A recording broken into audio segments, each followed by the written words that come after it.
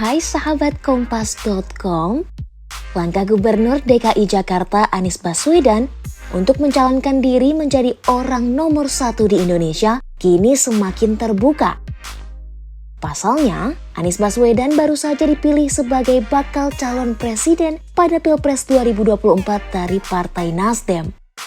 Tak butuh waktu lama, Anies pun langsung menerima tawaran Ketua Umum Partai Nasdem Surya Paloh.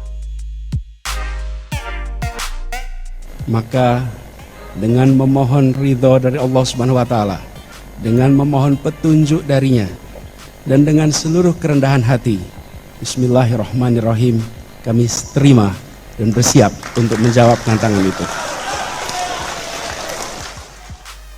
Meski punya segudang prestasi, dalam kiprahnya sebagai Gubernur DKI, sosok Anies tentunya tak lepas dari sejumlah kontroversi.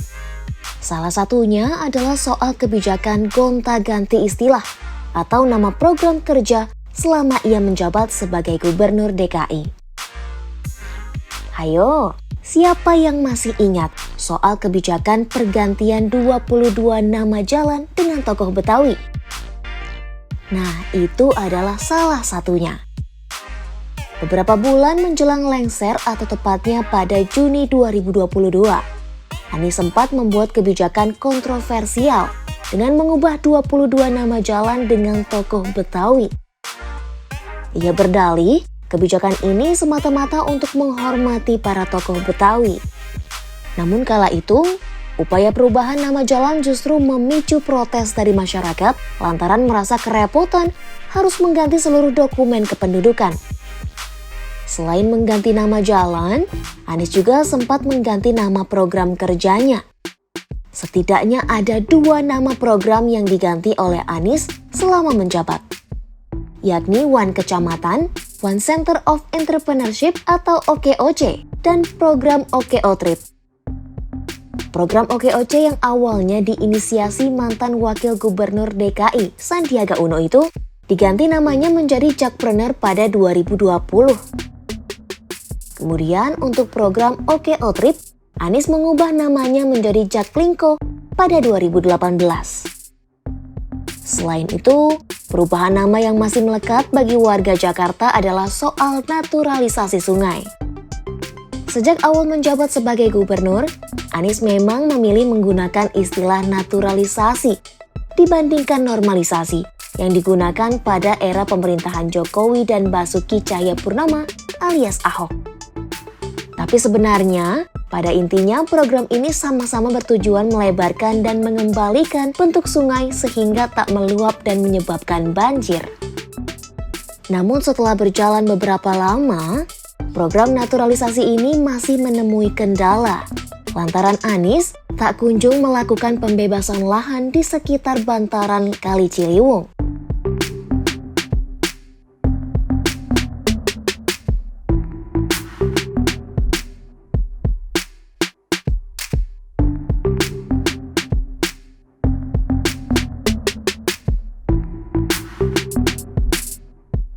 Oh iya, gak cuma nama-nama jalan dan programnya aja. Ada hal lain yang diubah Anies dan tergolong unik. Kali ini, perubahan nama menyasar 31 rumah sakit di DKI Jakarta. Puluhan rumah sakit umum daerah atau RSUD itu diganti namanya menjadi Rumah Sehat untuk Jakarta. Alasannya sih sebenarnya bagus ya, yakni untuk mengubah cara pandang masyarakat terhadap rumah sakit. Namun, perubahan nama itu sempat ditentang DPRD DKI Jakarta lantaran melanggar Undang-Undang Nomor 44 Tahun 2009 tentang rumah sakit.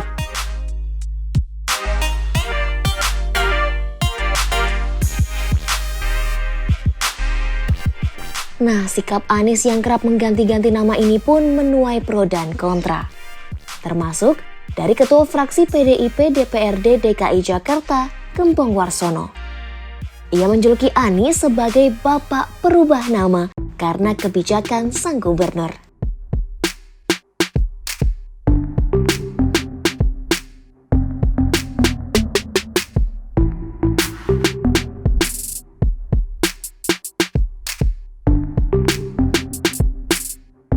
Itu dia deretan kebijakan Anies Baswedan yang kerap menggonta-ganti nama saat menjadi gubernur DKI. Gimana menurut kalian? Tulis di kolom komentar ya. Nah, sekian dulu video kali ini. Simak informasi menarik lainnya hanya di Oh Begitu Kompas.com, jernih melihat dunia.